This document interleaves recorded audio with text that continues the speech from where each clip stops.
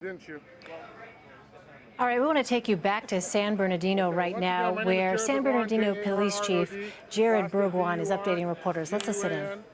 Thanks for being patient. Thanks for being patient. We had initially planned on doing this about 9 o'clock. We had some information that really started to come in about 9 o'clock. We wanted to vet that information, really get it established to come out and give you guys some better information. So as you all know, we're here because of a shooting that we had, a mass shooting that we had at the Inland Regional Center just up the street here. Latest count is we have 14 people that are confirmed dead. We have 17 people that are wounded. Initial information was 14. That number is now 17 that is wounded. I don't know the status of the wounded in terms of numbers that are serious or critical or what that is at this point. And then afterwards, we had an investigation. One of the tips that we were following up on took us to a house in Redlands, where we made contact with a suspect vehicle that we were looking for. That resulted in a pursuit, which ultimately came back into the city of San Bernardino. And on San Bernardino Avenue between Richardson and Mountain View Avenue, that pursuit terminated. There was an officer-involved shooting.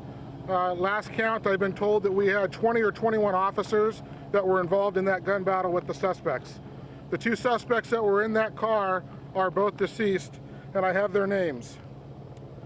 First one has been identified as Syed, S-Y-E-D, Rizwan, R-I-Z-W-A-N, last of Farook, F-A-R-O-O-K.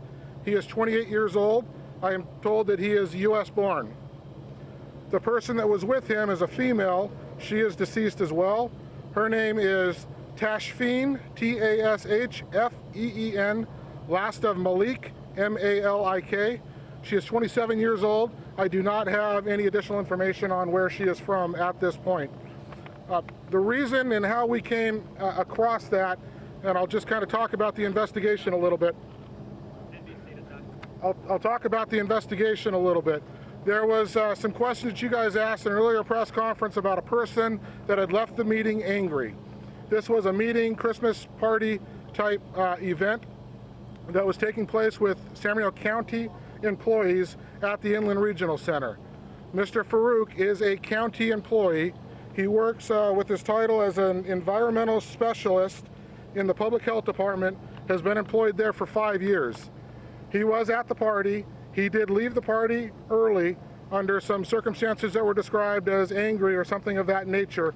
That is the information that we were following up on when we encountered him back near this residence in Redlands, which led to the pursuit and the officer-involved shooting. And as we've now confirmed, he is one of the deceased. A little bit about the response that we had, some questions that were asked earlier. From the time that we received our first 911 call of a shooting taking place inside the residence, or inside the business, the Inland Regional Center, to the time the first police unit arrived on scene was 4 minutes. Almost immediately after our arrival, we had multiple units arriving, and they immediately entered the building, as I said, responding to an active shooter type situation where they encountered victims and they were in search of the suspects. Multiple teams of officers were going into those various buildings and doing that. From the time that we were able to start extracting those victims, which was a few minutes after we had cleared the first rooms and where we found the victims, to the time from the time we extracted them, got them to the triage center just outside of the business where they were treated by paramedics, and then transported to the hospital was about 15 minutes. So it was fairly fast for a situation such as this. So with that, any questions? You know the relationship between the two dead suspects?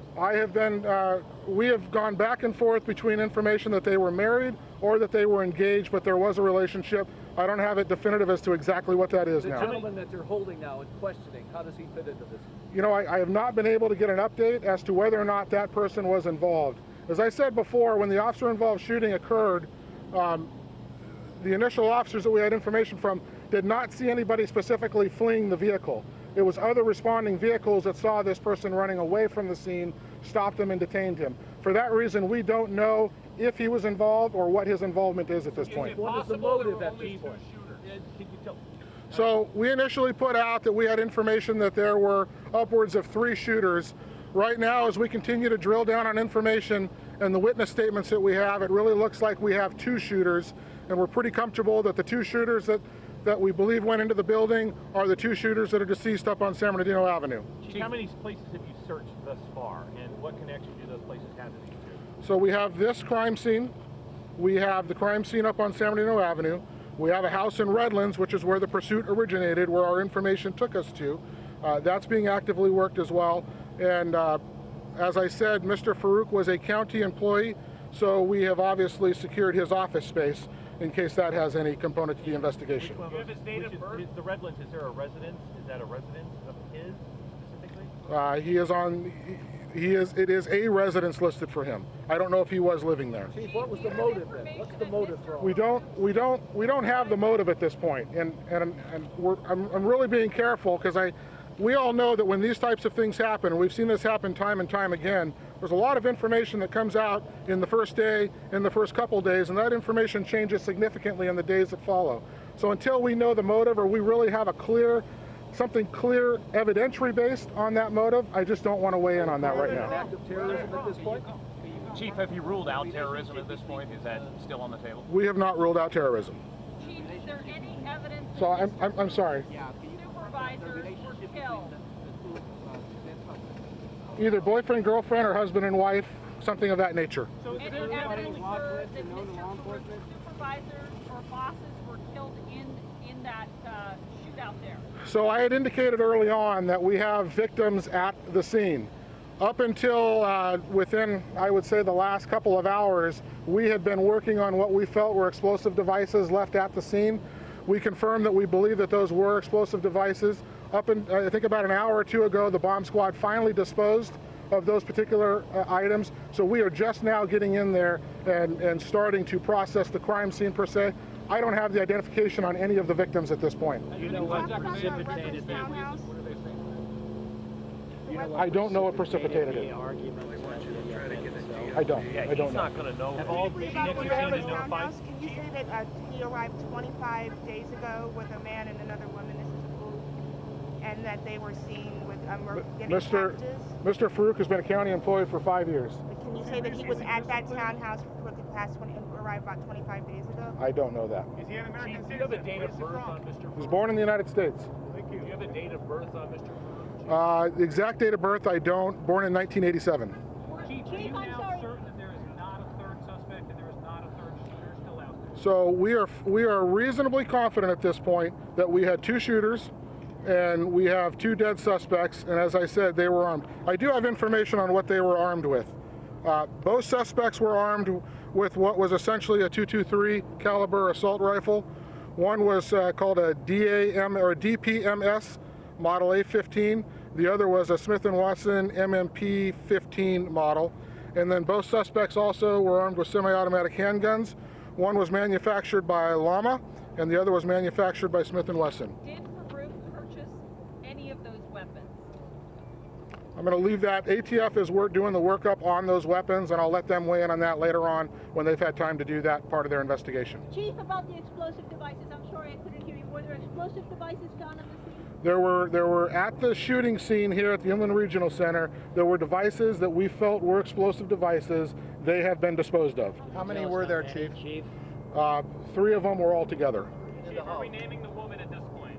I did. Can you say it one more time? How many did The woman's name is Tashfeen, Tashfeen, last of Malik, Malik, 27 years old. Any criminal records on either one of them? What are they telling you? The family members? Have you been in contact with them? I personally have not been in contact with them. We are in contact with a number of family members, so they are being interviewed, but I don't know what their statements have been. Criminal records on either one of them? I don't have any information on criminal records. Do you have any idea? Do you have any idea how much time elapsed between the time Mr. Farook left the event and then returned? Not the exact time. I've been given figures anywhere from 10 minutes to a half an hour. I don't know if that's true yet. Was the woman present at this event as well? I have not been told that. Chief, was this a planned out event or a spur of the moment that happened after an argument at the party? I think that based upon what we have seen and based upon how they were equipped, there had to have been some degree of planning that went into this. So I don't think they just ran home, put on these types of tactical clothes, grabbed guns, and came back on a spur-of-the-moment thing. Were they saying anything during the shooting? We don't have information that they said anything. Chief, is there anything connected? We don't have a motive at this point. Chief, is there anything in this attack that's connecting it to ISIS? Sorry? To ISIS, is there any connection? We are still searching that motive component of it. We do not have information on that, and I'm not going to weigh in on that part. This has undoubtedly been a tough time for the city.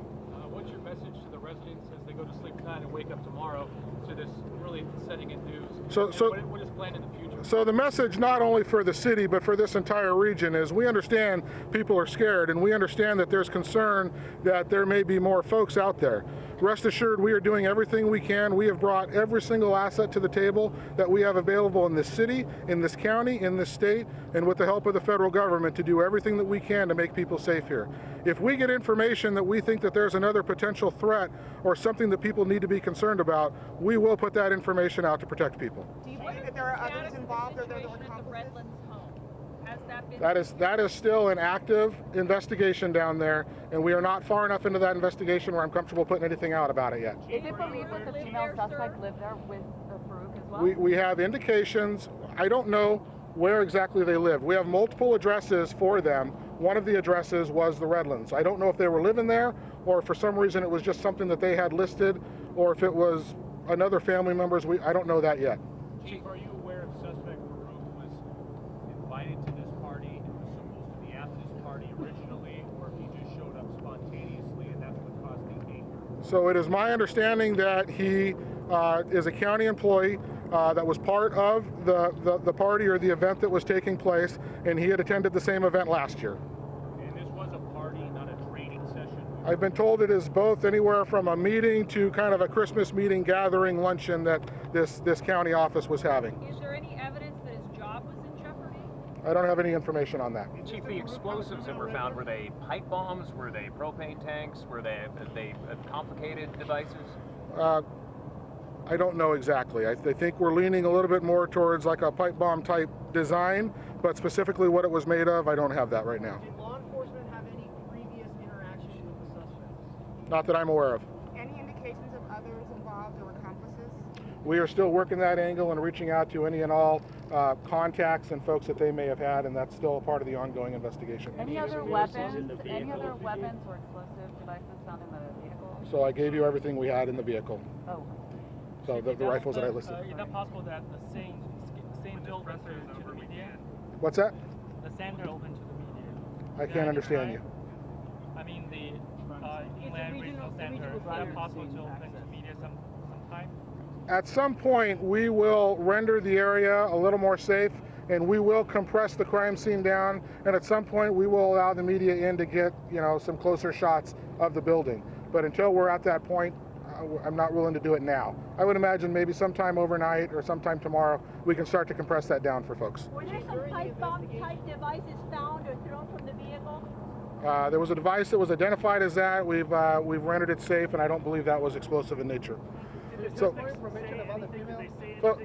folks, real quickly, I'm going to wrap this up. I do not know if we will have an additional press conference tonight. We have been talking to staff. We will probably come back out and address the press very earlier in the morning to address at least the East Coast morning news shows and stuff. Your officers, obviously you said 20-some officers involved in that shooting. How are they holding up tonight, and how is your department holding up? Well, I think our department is stretched pretty thin, obviously. We're a decent-sized department, and we can bring a lot of assets to the table, but something of this nature has stretched us pretty thin. We would not be doing nearly as well if it wasn't for our partners in the county with the Sheriff's Department, the allied agencies that are here to help, as well as the state and federal assets that are here. The officers involved, for the most part, are doing okay. They did their job, quite frankly. If anybody heard that on the radio, that was flat out heroic, what they did when they tracked down those suspects and engaged them. We did have one officer that was wounded. He is resting at a hospital tonight. He is expected to survive, and his injuries are not life-threatening. Thank you, folks. Appreciate it.